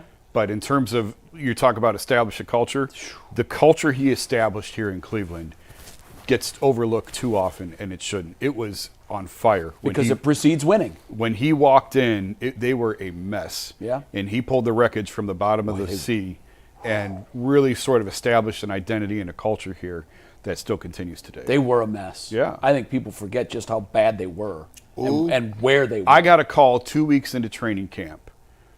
Beeline's miserable, and he thinks he made a mistake. 2 weeks into the job, and I'm like, I can't write that. I can't go out and say that now. Like, people will think I'm crazy. Man, it's 2 weeks into the job. Turned out to be absolutely true. He ran off the job halfway through his first year. Yeah. It was a nightmare, and he lifted them from those Did ashes. he still get paid for that? No, he gave the money back. That's how badly he wanted Wow. He left, right? He left. He resigned. He said, keep it. I'm out. Yeah. At the All-Star break of his first year here. He gave the bag back. Yep. You know he wasn't trying to. Well, it tells you how bad it was. Now, the assumption that you can take a lifer in a college program and bring him to the NBA at his age and he'll be able to adjust. Like, I don't even know what they were thinking with that move in the first place. He's like, none of my stuff works here. Like, these guys look at me like I'm not doing and the that. generation gap, the age difference was just like these NBA coaches need to be young. I mean, we don't have to relitigate all this, but I think it's pretty evident how that all went down. It was the exact same thing. I think we've talked about this before. Dan wanted Blatt. Griff said, oh, my God, well, we have to get somebody in place to when this thing burns down. So Griff went out and got Ty Lue to sort of be the safety valve. Right. Dan wanted to go out and get Beeline, and they said, oh, my God, we got to have somebody who can put this thing back. So they went out and got JB. And in both cases, the interim guy did a phenomenal job. Yeah, it's not an easy role to fill. But I do think that he'll win Coach of the Year. I think he deserves it. And I feel most comfortable about that one. Agree. Evan, I think six-man. You want to do DPOY next? Sure. Yeah, sure. All right, so Steve, if you want to take the DPOY odds here, we'll get that up. But after a back and forth, the Vegas books still have Draymond Green as the betting favorite, Mobley in second, with Lou Dort, Dyson Daniels. Oh, I thought and Mobley Jaren became Jackson. the betting favorite. That was the poly market, which is how they think. Okay. The betting favorites does not indicate the reality of how the award voting is going. I made the big case last week on why I thought Mobley should be DPOY, so you guys have heard. If you want to go back and hear that, you go on our YouTube channel. But G. Bush, and by the way, Mike Budenholzer just got fired, so that's another Phoenix coach on the outs. G. Bush, how do you think this award ends up shaking out, and why should Evan, if not be the winner, be in the conversation among the NBA's best defensive players? Man, because he's better than them dudes defensively. Like, Draymond Green, don't get it twisted. He's had a great year, and it's actually a bounce-back year, in my opinion, for Draymond. I was getting ready for him to be up out of here. It felt that way. Yeah, but he came back a little bit. But listen, Mobley's young, athletic. I just like the fact that he can move his feet on the pick and roll. He contests. I believe he contested the most shots out of any of these guys by far. If you switch out, Evan Mobley still has the ability to move his feet against guards and smaller guys. And, to me, I think the only reason he might not win it, or there could be a reason he doesn't, is because he's just really quiet. He should have been already amping this up. Like, bro, get G. Bush as your marketing manager, bro. You should have been talking Defensive Player of the Year like Myles Garrett all day and twice on Sunday. And people will come into the fold. Right now, Evan Mobley is not a household name. Like, he had a breakout. Now, he has an opportunity in the playoffs. That's where you really take that step. Because, they'll anoint you in the playoffs if you're going to go take that next step. But coming into the year, he was not a – people know about him around NBA circles about how good of a defender he is. However, he got to pub it more. He should have been talking about this before the season, after the season, all-star game, especially during all-star. He said, yeah, hey, like Jaren Jackson, all y'all cats, that's nice. I'm about to win this award 3-4 years in a row. Just let you know that right now. There's nothing you can do about it. And if he would have pubbed it more, he would have got that look.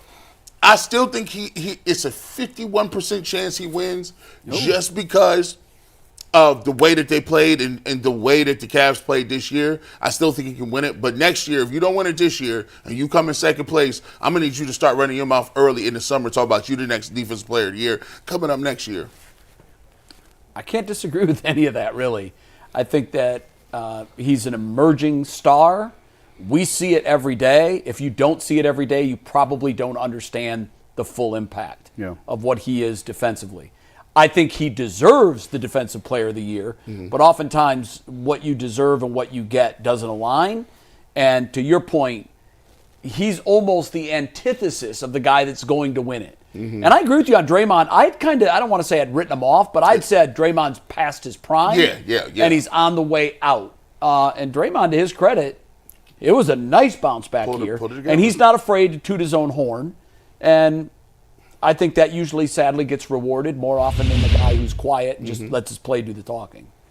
I've said it multiple times on this show. People don't know how to grade this award. The voters don't know. There's no great metric on how to go about assessing it, and that's why you wind up in situations like this. I think Mike laid out a great case for it last week. I think Evan deserves it. I'm not sure he's going to win it now. I think Draymond swayed a lot of voters with his platform, with the podcast, and it would be beneficial if we could agree on the terms of engagement for this award. Jason's legitimately right. But it's impossible though because there's so many facets to it. Are you?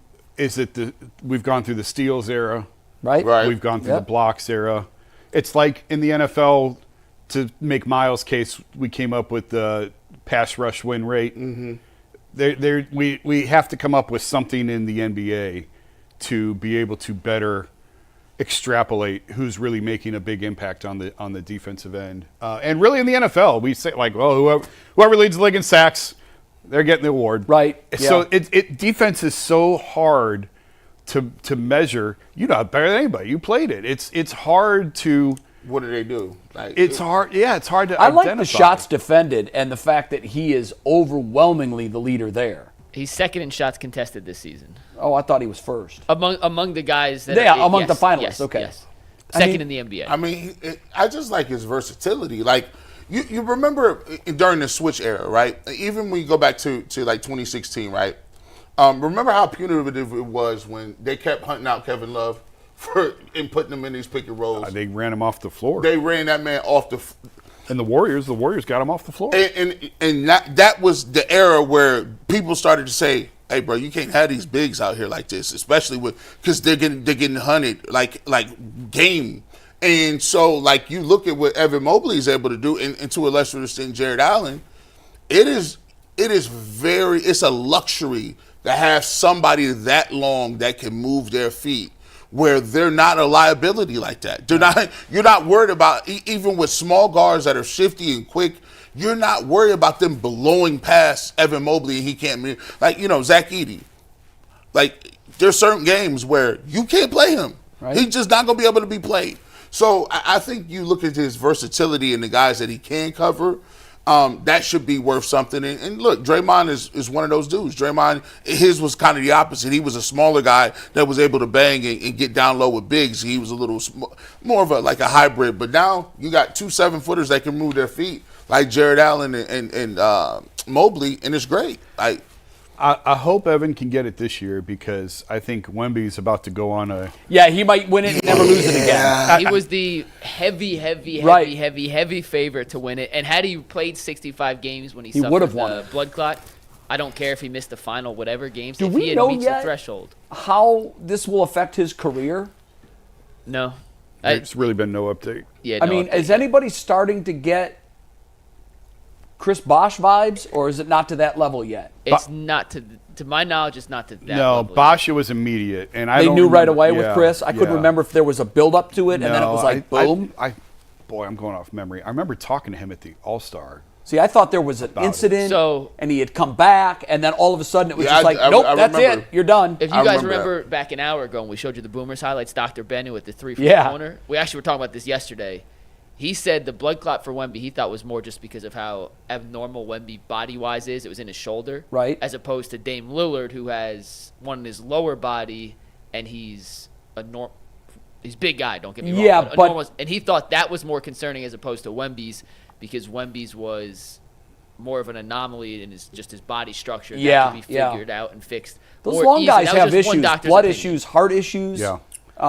Your body is not supposed to be that big. Yeah. No, but you're right, Jay. If this is a one-off and he comes back, he could win it and win it every year for a decade. But I was just looking that up to see, and I think with voter fatigue's real though. Absolutely. If MVP guys run out of steam, I would think Wemby is Defensive Player of the Year. I was just looking it up. Mutombo won 4, 95, 97, 98, and 2001. So there's a couple years where he didn't get it. 4, right? Gobert has 4. Gobert has 4. Howard has 3. Howard won it 3 years in a row, 9, 10, and 11. Rudy, 18, 19, 21, and 24. Ben Wallace, 2, 3, 5, and 6. So there was a year. I can't remember if he was hurt or what happened there. So, I mean, Wemby's probably going to go on a run here of 3 and 4, 4 and 5, something like that. Yeah. So this could be Evan's best chance here before Wemby goes on a little bit of a streak. And I lean to the fact that, listen, the Cavs had the best record in the East. Like, I feel like that counts. That should count for something, man. Like, not saying the Golden State was trash, but Jimmy Butler really had them take off a little bit, like when they got him. But Cavs been doing it since Jump Street, so I think he should get a little boost for that. All right, next award's the Sixth Man of the Year award, and the Cavs actually have 2 candidates in the top 5 of the gambling odds, even though neither is remotely close to being considered the favorite. Peyton Pritchard, minus 1,500, the heavy favorite. Malik Beasley in second at plus 650. Westbrook is 60-1. DeAndre Hunter, 150-1. Ty Jerome, 200-1. Before you guys go, let me give you my 2 cents on this one. Pritchard is most likely going to win. Those are the longest. Malik Beasley had one of the best shooting seasons in NBA history. Do you guys know the 3 players in NBA history who have made more than 305 threes in a season? Steph? Splash Brothers? Nope. Steph is 1. Clay did not. Was it? Say it again. There are 3 players in NBA history who have ever made at least 305 threes in a season. Steph Curry did it. Can you name the other 2? 105 threes in a season. Man. Ray Allen? Ray Allen did it. Nope. No? James Harden. That's 2, and Wow. can you name the third? I'll give you a hint. He's on the screen. Malik Beasley for the Pistons. Would not have guessed at that. 305. Wow, I wouldn't have either. He led the NBA in three-point makes this season. He had a shooting season that compares to any Klay Thompson season in the history of his career. He was that good as a catch-and-shoot three-point shooter for Detroit this season. He started a bunch of games. He started 20-something games, so I'm not sure if he truly qualifies, and that does mess up some of the numbers. But he was incredible as a shooter. But for my money, there was not a more impactful player minute by minute this season than Ty Jerome, who only played 19.8 minutes per game. But when you extrapolate that into per 36, it is not the end-all, be-all statistic because – the Cavs didn't need him to play. But per 36, this guy this season averaged 22.7 points, 6.1 assists, 4.5 rebounds on 52 and 44% shooting. For the minutes played and the impact he made in those minutes, Ty Jerome, in my opinion, was the most impactful bench player in the league this season. He will not win the award. It's a shame because of the minutes he played compared to some of the bigger minute loads. Yeah, what that did Pritchard play? How many minutes was Pritchard play? I was just going to look that up. I thought you had it there. I can look it up. Peyton Pritchard this season played 28. Yeah, close to 28 and a half minutes. So 10 more minutes a game, basically. That's significant. Than Ty Jerome. And his numbers, 14.3 points per game, 3.5 assists, 4 rebounds. So similar numbers. He just played in more volume. Minute by minute, Ty Jerome was the most impactful bench player in the league. I'll die on that hill. I agree with you. He won't win the award, but I'll die on the hill. He was the most impactful minute by minute bench player. Yeah, we said it before. If Ty Jerome started, he'd average 24, 25 a game. This year. Wild. I don't know where he would be like he's a regular, like at some point you're just good. And at this point I just gotta say Ty Jerome is good. Like I can't say that he's having a great year. He just might be him. I don't know why. He's just good now, bro. It's the most unexpected story of the season. I think when you talk about he didn't play at all. He sprained his ankle and missed the whole year. And to come back and do what he did this year is totally unexpected. All the play, it's funny. He's joking, but he's not joking. He gets mad every time people say no one thought he could sustain it. Nobody thought he could sustain it. Kenny didn't think it. Teammates, nobody thought. No, we kept saying, when's the regression? Yeah, it's a credit to him. But I don't think nobody outside of Ty Jerome and his mama thought he could do this at all. And his mom was, I don't know, baby. When he wasn't in the room, she would say, I don't know how long this fairy tale can continue. You know he way over his head. You should tell him to put everything he's got in the bank. Get them stocks ready to go. This Ty Jerome stock. No, hey, look. I think you're right. I think he's been the most impactful. I'd say this. I'm glad we got two of those guys because you're going to need them. Yeah, when you get into playoff matchups and rotations and whatnot, it gives Kenny a couple of extra cards in his hand to use. And that is invaluable this time of year. All right, last award we're going to get to today is the Clutch Player of the Year. The odds on this one, depending on the sportsbook, vary dramatically on FanDuel. Brunson's the favorite now at -200. Jokic second at +220. Trae Young third at +600. And Edwards at 60-1. Darius Garland at 200-1. We've done the Darius Garland clutch discussion before. The most updated numbers on the season, Garland scored 103 points in clutch situations this season. That's at NBA.com.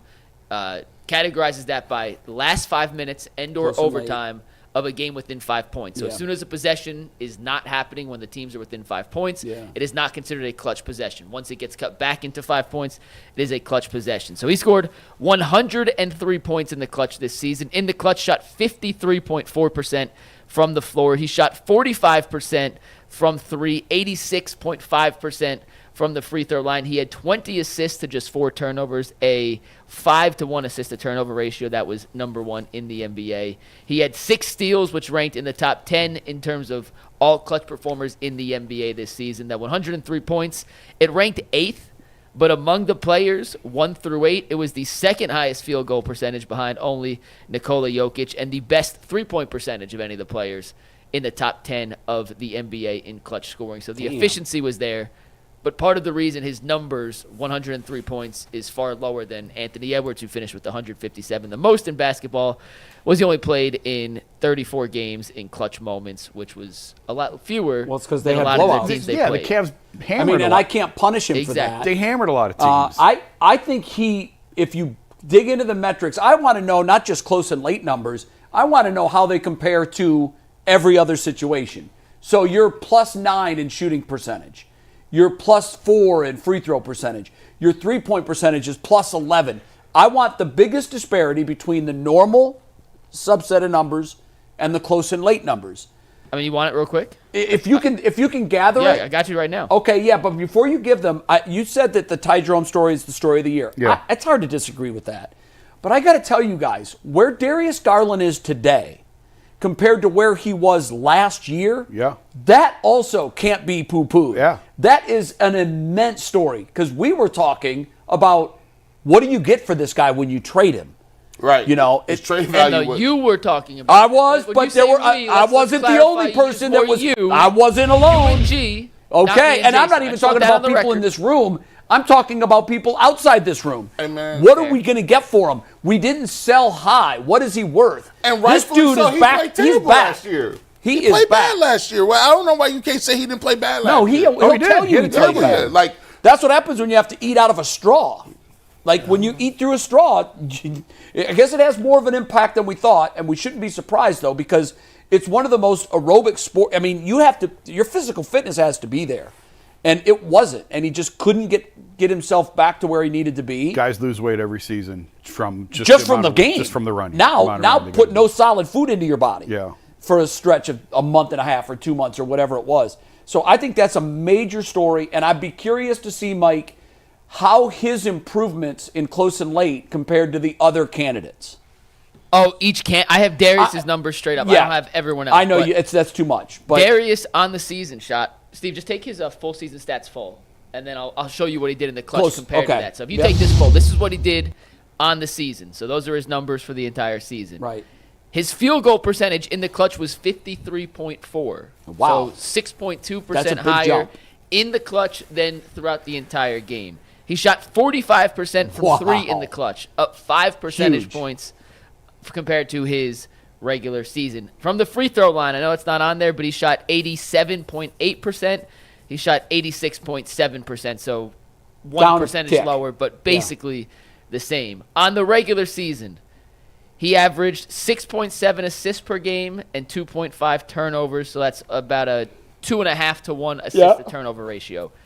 In the clutch this season, he had 20 assists to just 4 turnovers as a 5 to 1. So he almost doubled his official. That's incredible. His plus minus in the clutch this season was a plus 85, 12 points higher than Şengün on the Houston Rockets for number 2 in the NBA. I'm not saying he should be the definitive runaway winner. Yeah, because we don't know what those numbers are for the other guys. And All I'm saying is the fact that he is 200 to 1, despite being the most efficient clutch scorer in basketball this season. Yeah. The odds are worth at least sprinkling a few dollars. I don't think he's going to win. He certainly should not be 200 to 1. Well, here's why he's 200 to 1. And this is human nature. Like, when you look at the Cavs season, what happens is you go down the line. We just named Evan Mobley, who could probably win Defensive Player of the Year, as well as stepped his game up offensively and more, just more dominant, more assertive. So that takes a little bit of light away. You look at Kenny Atkinson coming in and winning all those games with the same roster. That takes a little light away. You get DeAndre Hunter, who's in the 6-man, but you got Ty Jerome with a storyline like they're both from Virginia, they're best friends, and they come off the bench, and both of them are getting, and you're like, well, that's a very bright, staff. That's a very bright team.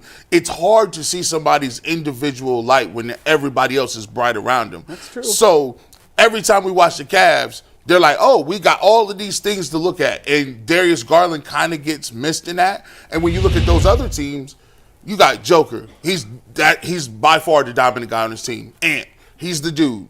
Trae Young, he's the man. Jalen Brunson these are unquestionably the guy on the team.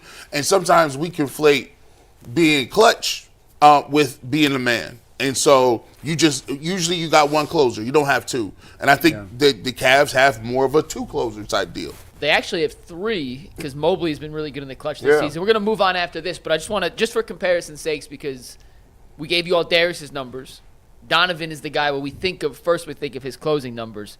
This season, Darius had 103 points in clutch situations. Donovan had 88. Darius shot 53.4% from the floor in the clutch. Donovan shot 36.7% in the clutch. From 3, Darius was 9 for 20 from 3, 45%. Donovan was 11 for 30, 36.7%. Donovan shot 78.6% from the free throw line. Donovan had 9 assists, 8 turnovers in the clutch. Darius had 20 assists, 4 turnovers. That is stunning. There is no comparison who was the most clutch player and the most efficient scorer and offensive creator for the Cavaliers in those clutch situations this season. It was not Donovan Mitchell. It was not Evan Mobley. It was Darius Garland, definitively. and it wasn't close. Yeah, it was definitively Darius Garland. But guess who's going to take them shots, though? Well, I don't know. Like it's a good problem to have. What happens when you get in the playoffs and when your superstar isn't your closer? You know who's going to take that shot. We all know who's going to take. I don't know because Donovan's a guy that doesn't have an ego. He's not going to complain about it after the game if he doesn't take it, or if he doesn't get to take it. No, he's not. But listening to those stats, I think it's pretty easy. I want Garland taking it. That's the thing. Sometimes stats do lie. Like stats, like you would think your perception is Donovan Mitchell was a better closer and he's going to take the shot. Numbers say that Darius Garland this year is better at the percentages, and you want him taking the shot. When LeBron was here, you knew he was getting the shot. It didn't matter if they double, tripled. It didn't matter. It was going to LeBron. And the other team unless David Blatt was calling the play up, drawing the play up, and then you had to scratch it. But the reality is, with the way this team is built, if they try and double Donovan, they'll swing it to Darius for that shot, or in some instances, Evan.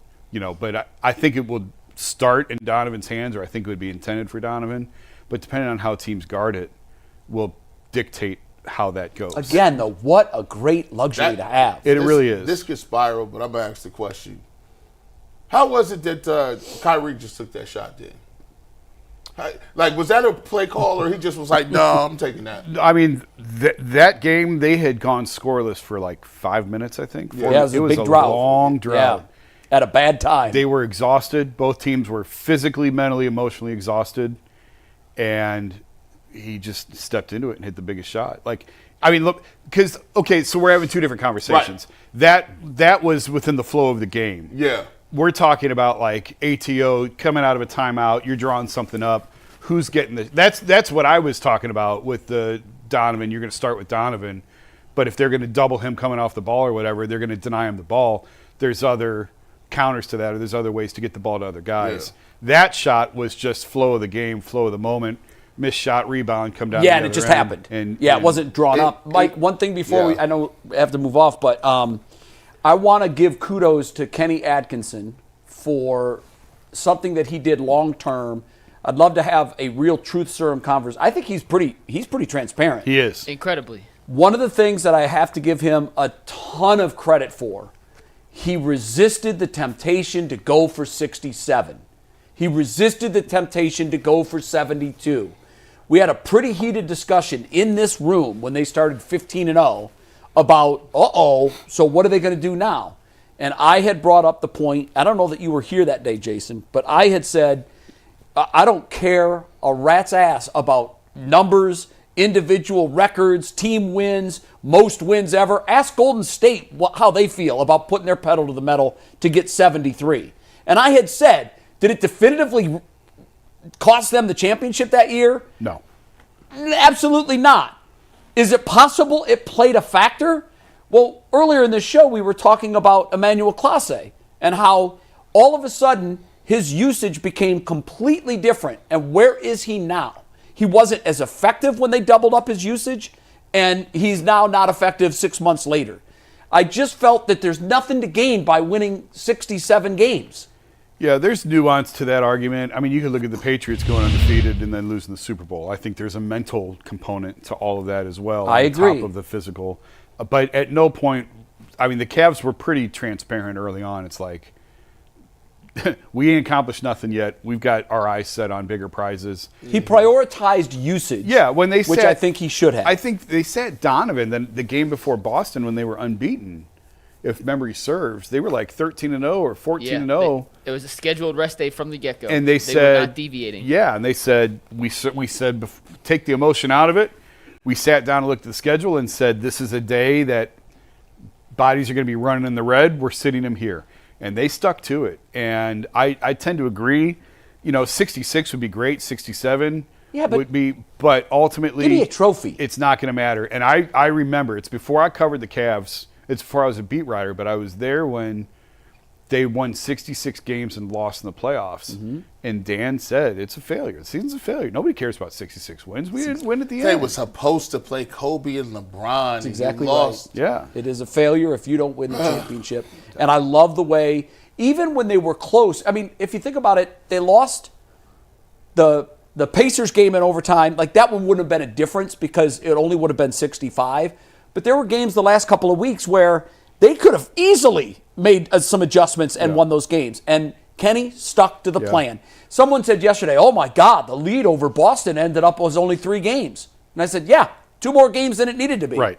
Yeah. It doesn't matter. Only got to win by 1. That's it. Win by 1. There's no trophy for winning 66. I should have mentioned this when we were talking about Kenny for Coach of the Year, but think about this. If he wins it, and I think he's going to, and I know, like, Bull has now poo-pooed the Coach of the Year awards, but Stefanski's won it within the last couple of years. Stephen Vogt has won it, and now if Kenny wins it, you're doing something right if you win Coach of the Year. Can we agree on that? You're doing a lot right. You're doing more right than wrong. Except in basketball, where you get fired the next year. Dang, bro. Well, it's a championship. It's championship. Yeah. There's a run now of coaches being fired 2 years after they won the championship. So I texted this to Mike yesterday. I don't want to get sidetracked.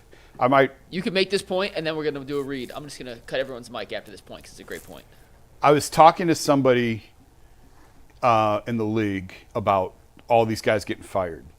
And I said, because I was trying to make the case that TV deals now have become so exorbitant, it doesn't matter what's on the contracts. And the way that it was put to me was, this is going to sound crazy, NBA executives and coaches are woefully underpaid. He said these have become multi-billion-dollar companies. Imagine in the business sector if the CEO of a multi-billion-dollar company made $2 million. Yeah, that's great. That's really and like he said, you look at these. He said $20 million to a coach now. That's like a write-off. That's a line item write-off. That is nothing to these teams now, and that's why you wind up in the situation. And David Griffin fired now today. It's 3 coaches in 3 years for the Suns. It doesn't go against it's not putting you in any cap hell to do it. I mean, Matt Ishbia didn't care about, to Mike's point about Bud going in Phoenix.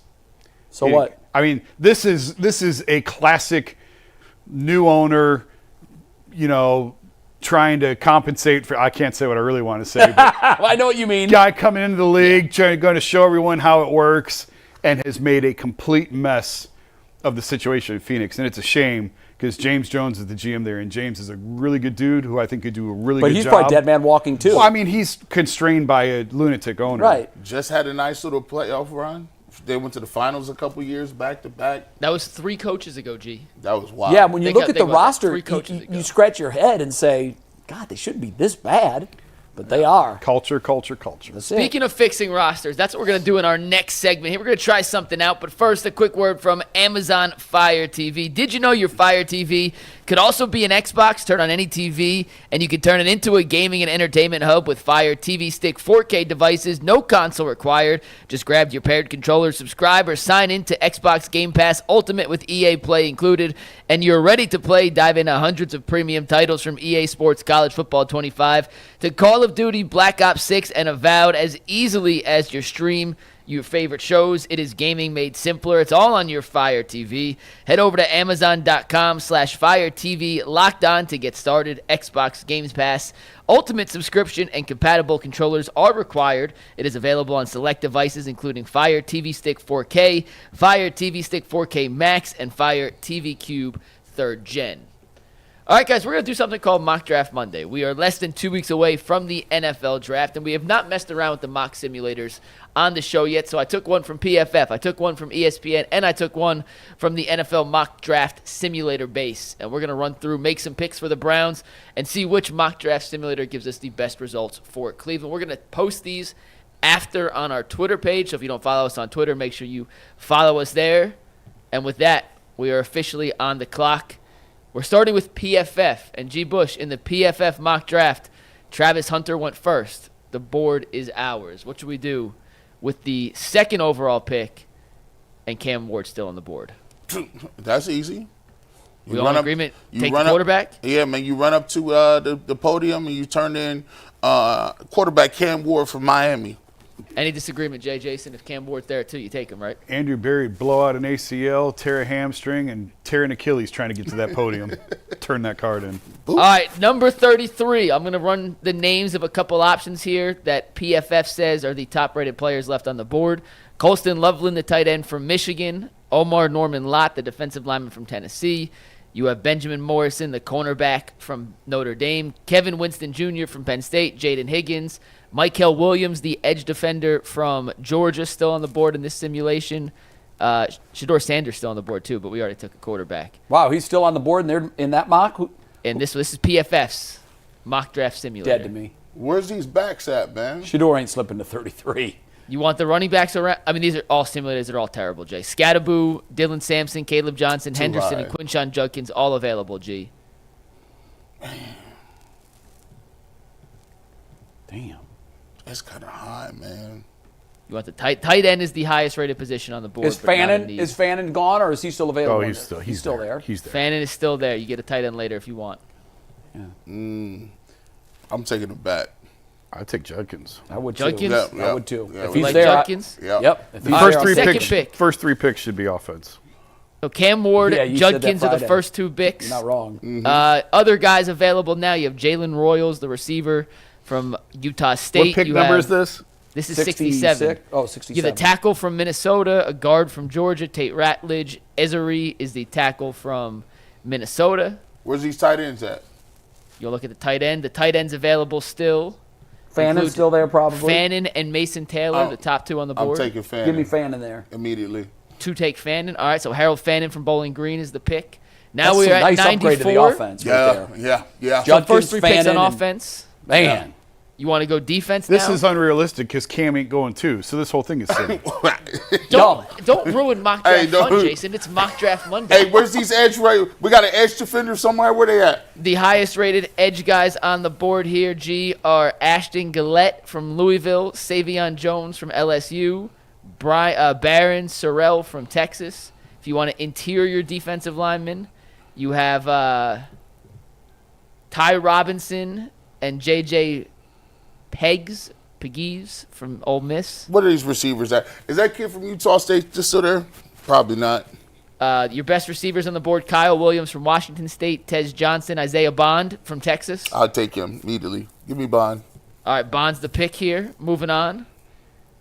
We have cornerbacks, edges, running backs, linebackers. G, where do you want to go with this next pick? Will Howard still on the board if you want to double up on quarterbacks, Jay? What pick number is this? Where are we at? This is 104. This is the fifth of their top 105 picks. I'm taking. I would. Hey, listen. At that pick, I would take Will Howard. What round is it? This is still the fourth round. Will Howard is in my head. Any linebackers? Are there any highly rated linebackers? I don't believe JOK is playing this year. I don't believe Jeffrey JOK's Bassa, playing. Barrett Carter, and Jack Kaiser, your top three rated linebackers. So there's no defensive players drafted to this point, right? Yeah, that's a problem. No defense yet. Yeah, That's going to be a problem. Yeah. But boy, if I could get Will Howard that late. Like I would. If we have two for Will Howard, we'll take Will Howard. It's consensus rules here. Jay, where are you? I mean, we've ignored defense. Yeah. I would have gone technically defense. Jackson Dart's still on the board too. If you want to go Jackson Dart. What? PFF is drunk. I'm sorry. I don't know Bro, what these dudes they're throwing darts Hey, listen, over there. Anthony can confirm. I'm not lying. He is there. This is silly. I wouldn't take Will Howard because you just took Cam Ward number one overall. Had you not taken Cam, Hey, I'm fine with insurance policies. I hear you, but you just got Pickett and Flacco, so Can you one of give them's me- not well, going to make one of the them team. will be off the team. Can you give us one of them? Can you give us the highest rated defensive player? Highest rated defensive players: Dorian Strong, the cornerback from Virginia Tech, and Savion Jones, the edge rusher from LSU. Give me edge rusher. Yeah, I would go edge there too. All right, Savion Jones. I would off have the gone board. defense in the last round because this is too late to start addressing defense. But All right, we have a bunch of seventh round picks left. Dane- We want to just fly through the seventh round picks. Take wait, best go player ahead. Available. I'm just going to say, like, to keep it, Dane thought, we said on Friday, Dane thought Fannin would be there at 94. So, I mean, I said the top 3 picks should be offense, maybe 3 of the top 4. So maybe you go defense 3 and you try to get Fannin at 94. At 94. So 3 of the top 4. Well, we get to need do be it on the again, offensive won't we? side of the ball. Yeah, we're gonna do another. We're Hopefully- gonna try a different simulator next. Hopefully, one's a little bit more realistic than All this. right, so our first God, I 5 know, this picks. was terrible. So this draft, how do you think we would have done? How do you think the Browns would have approved if we did? Real quick, we're not going to finish the 11th, 12th, 13th picks. Yeah, 6 who picks cares? according to PFF. Cam Ward, Judkins, Harold Fannin, Isaiah Bond, Savion Jones, and then Malachi Moore, the safety from Alabama, was the 6th pick. I like this draft. You happy with that, G? I don't hate it. No.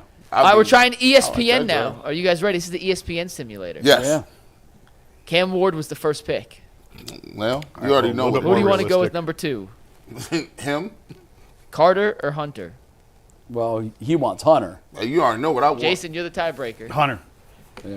which means Travis Hunter at 2. This one, when I did the I'll say for the record, if it ends up being Carter, I will not be disappointed with that. I don't know how you can be sad either. I mean, way. I can't- I just, again, you look at that offense last year. They No, need, I know. They need help. Yeah, they do need help. All right. In the ESPN simulator, which is looking a lot more realistic than the first one, the best players available according to ESPN's ranking: James Pierce, the edge rusher from Tennessee; Donovan Ezeraku, the edge rusher from Boston College. In this scenario, Jackson Dart is still on the board. Azaria Thomas, Travion Henderson, and Tyler Shuck all on the board. I would at that point. I would take Dart. Shador and Milrow gone? Both gone. Both top 10 picks. I would take Dart or Shuck. Wait, what's the last thing you said? No, Top Miller 10? first round pick. I said top 10. I meant Yeah, first I round. was saying there's no way they're Okay. both Shador top went 10s. 9 in the simulator. Jalen Milrow went at the end of the first round. Well, Jalen Milrow might go at the end of the first round when a team trades up to get him. Oh yeah, he's going there. I mean, it just depends who you like more, Will Howard or Jackson Dart. I would take Dart. I would I take take Dart. Dart. Dart. All right. I Dart's your can't wait to see quarterback how there. these NFL careers play out. Look back on this. Because there's so much intrigue. There's so Yep. much variation. Yep. You've got Shador going 9 and still available at number 33 in PFF. I mean, these are all simulators. All right, next, best players available: T.J. Sanders, the defensive tackle from South Carolina; Jonah, I can't pronounce his last name, Saviana, an offensive lineman from Arizona; Scattaboo still on the board if you want some of the running backs available. The running backs still on the board: Dylan Sampson, Devin Neal, D.J. Giddens. Both the Ohio State running backs are off the board in this scenario. I like. If you're looking at tight ends, Fannin is still available. Terrence Ferguson is the highest rated tight end. I'm just curious. Hold off on Fannin and see if they think Fannon's I there like. at 94. I like Giddens. We'll go running back. Is he from Kansas State? That's the Kansas State guy, yep. I like him. Which of the two Ohio State backs do you like more? I flip flop. Judkins, I but keep not by flip-flopping much. too. I know. flip flop. I wouldn't be sad with either one. I wouldn't either. neither. I think either one of them. I think Judkins is better, but it's close. It's really close. I feel it's close too. Man, they've got speed. So for the sake of this, Judkins. we went with DJ Giddens to see if Harold Fannin would be there at 94. According to the ESPN simulator, in this scenario, he is available at 94. Oh yeah, I'm taking him too. Yeah. So that'd be a no-brainer for you guys So to it's take I Harold would. Fannin at four straight 94. offensive picks again, right? There it is. We always get drunk by hey, offense scores Hey, points. After what we saw at the end of last year, that's okay. Hey, Our defense. so wasn't that you great got either. so you come out with Travis Hunter. You got 2 players there. You got Jackson Dart. You got your playmakers. You got a running back who's going to be dynamic, and you got one of the best pass catchers in all of college football, Harold Fannin Jr. I don't care if y'all want to take all the rest of the defensive players. What you want, edge rusher? What you want, a linebacker? What you want? Both. We need both. All right. What we doing? I'm just going to take the next 2 best defensive players available, and we'll look at the 2 top 6 picks and compare them to each other. So in this scenario, this is the ESPN. We got one more after this. Our picks: Hunter, Jackson Dart, DJ Giddens, Harold Fannin, and then 2 defensive position players: Josiah Stewart from Michigan, and then Ty Hamilton from Ohio State, the defensive tackle, as your top 6 picks. And last but not least, then we're going to figure out which one we like the best. Is there a way to put these up? Like, is on Ant the typing these screen? up to where we can see them all on the screen? Yeah, that's what I was So wondering, unfortunately, too. we don't have tag board anymore. But if you're in the chat, I've been putting every pick in the chat, and then we'll Okay. post these later on Twitter. Yeah. In this last one, Cam Ward was the first pick. Do we want to just go Who's Abdul this? Carter at 2 just to whose try is this? something different? Yeah, take Abdul Carter to see what happens. Whose draft is this? This is the NFL mock draft database simulator. Okay. Yeah. Take Carter. Yeah. All right, so we took Carter at 1. See, now you address the defense. New England's offering 38 and 69 for 33. Would you do that? Do what now? 38 and 69 for 33. Who's available at 33? Walter Nolan. I can't move this, so I can't see the full board. Just take it. Just take it. Yeah. You're only take it. dropping 5 spots. Yeah. And you're picking up another fourth rounder. Yeah. Third rounder. All right, so now we're on the board at 38. Best players available: Josh Simmons, Walter Nolan, Tyler Booker, James Pierce, Jalen Milroe still available in this scenario. Yep. I'm taking him. Sorry. Milroe at 38. Yep. I'd take Milroe at 38. All right, this one takes a little longer to go. We are keeping moving. Harold Fannin just went off the board in the second round in this one. Wow. Okay, now we're picking at 67. This is the extra pick that we got offered. Quinshawn Judkins still on the board? I'm taking him. Take Done. him. Okay. Done. No brainer. Easy. It's not this draft thing. And we are back up on the board might be the again best one. with the other pick we just picked up. Carson Schweswinger, the linebacker from UCLA, is best the highest receiver? rated player available. You need a receiver. Yeah, we do need a receiver. Trey Harris from Ole Miss is I the like top him. receiver on the board. Elijah Arroyo, the tight end, also on the like board. him too. And Eric Ayo Manor from Stanford, your top 3 offensive Can I players. throw like him something in too. here just for the sake of discussion?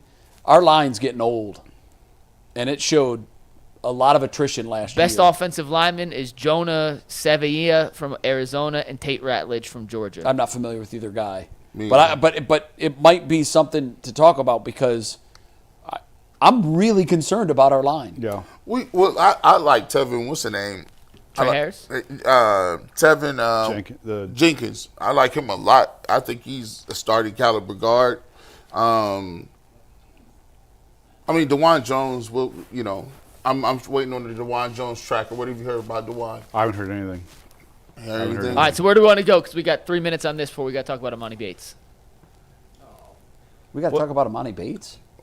He had 25 yesterday, and G. Bush is on the show. If you thought we weren't talking to Emoni Bates with that comment, then you were out your damn mind. I mean, that's like scoring 25. And, who we going? Trey Harris, Cleveland G? You want the championship receiver? game. Friday. Take Trey Harris. Trey Harris from Ole Miss. All right, we got 2 picks left before we will wrap up our top 6 simulations. We'll post all these on Twitter so we know how we stacked up against each other.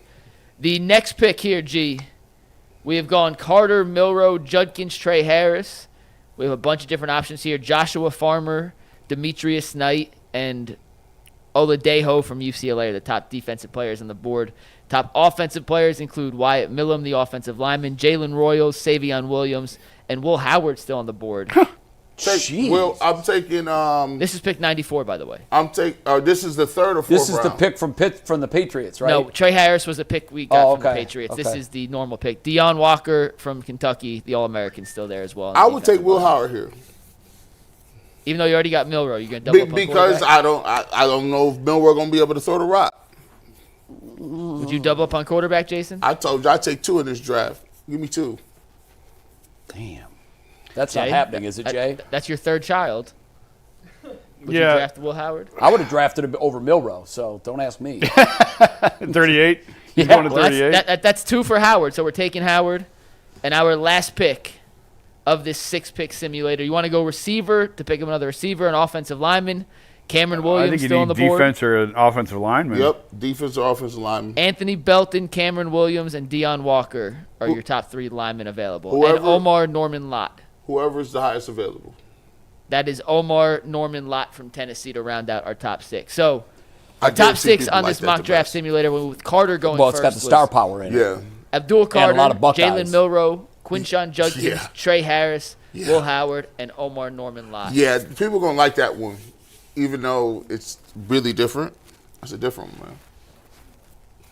All right, we're going to post those. Let us know which one you like best. The mock draft simulators are sometimes fun, sometimes can drive you crazy by giving you a false illusion that Jackson Dart will be there at 38 That's if you really insane. want to take him. Jackson Dart won't That's be not there at gonna 38. I don't think That's Shedeur wild. Sanders will be there at 33. Yeah. And I don't so think either. Will Howard I will don't be think so there either. at 96 or whatever we, ended That's up why they're taking him. mock draft simulators. All right, we got one last read to get to before we dive into Emoni Bates' 25-point game. That's a living for we read. Gun violence is an epidemic. the leading cause of death for teenagers. On this season of Living for We, we're asking what can be done to end cycles of violence in cities like Cleveland, where the shooters value their reputation over their own lives and see innocent bystanders as collateral damage. Living for We is more than a podcast. It's a resource for communities tired of chaos and ready to build peace. Living for We tells the real stories from those most affected and solutions from change makers in the communities. The mission is simple: empower communities to create a safer neighborhood free from gun violence by highlighting local heroes, connecting resources and solutions, and building bridges through honest, community-driven language. Join hosts Marlene Harris-Taylor and Maisha Watkins every other Tuesday for a new episode of Living for We. You can find this award-winning show wherever you get your podcasts, and you can watch full episodes by searching Living for We on YouTube. G. Bush, Emoni Bates, go. That's all we need. Hey, listen, shout out. This is weird because I'm gonna say somebody else's name. Hey, listen, I like Jaylon Tyson, bro. He had 31. I like what I saw from him. Look, his game is like he's gonna play. Like, I like the fact that he's sometimes Emoni Bates, he's an easy scorer, right? I thought Jaylon Tyson got to the rack. I thought he showed some floater in his game. He plays some defense. I like his, I like the physicality he plays. I think Jaylon Tyson going to be a player. And by the way, when Jason Lloyd talks about this all the time, they're going to have to find people to replace some of these guys because they're looking at some contracts that we're not going to be able to sign if in terms of getting some new people, right? Ty's the big one this summer. They're trying to find a way to keep Ty, and they've got a 3-year window. It's this year, next year, and the year after.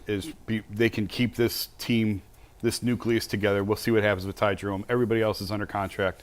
They've got a 3-year window before they have to start making some hard choices. All right, now let's get to what you came for. Emoni Bates is in the building.